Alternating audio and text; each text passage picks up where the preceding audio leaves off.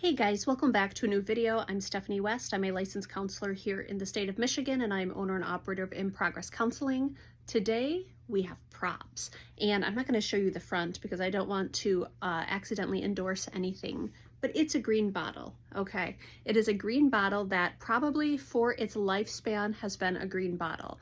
Now, I don't know what precedes the bottle making process, but this at some point took on the appearance of a bottle.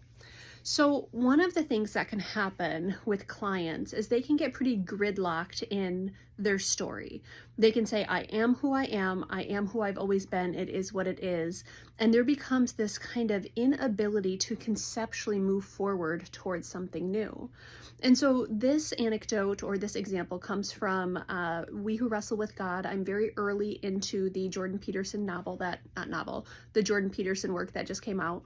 And in that, he talks through the creativity that it would take to conceptually see this as anything different. Right now, it's a green bottle, and historically, it's been a green bottle. That's been its function. The question is, can it change going forward? So is there a way that this stops being a green bottle? Can it take on a new form? And so I'll ponder that with clients, and I'll hold this up and I'll say, what would be another use for this, or altogether another configuration for this?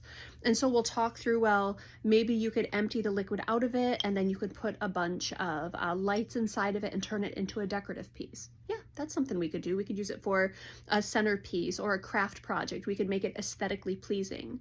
I could also break it apart and use it for some sort of artistic stained glass configuration. I could reduce it to parts and then use those parts for something new and creative. I can also have a little bit of a malicious bend, and I can smash this and then I can hold it up to someone and I can use it as a threatening device. I don't know that that's the best word choice, but I could threaten them with it. There's something about this bottle that really leads to a lot of creativity once I say, hey, it's not just a bottle. It's opportunity, it's potential, it could take on new forms, it could take on new uses.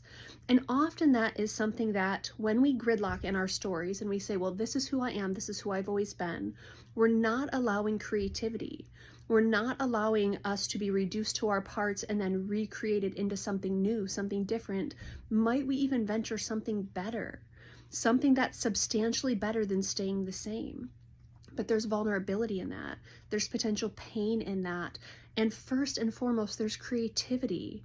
There's a conjuring that has to happen where I see myself as historically maybe the bottle, presently maybe the bottle, but the future, there's options, there's opportunity.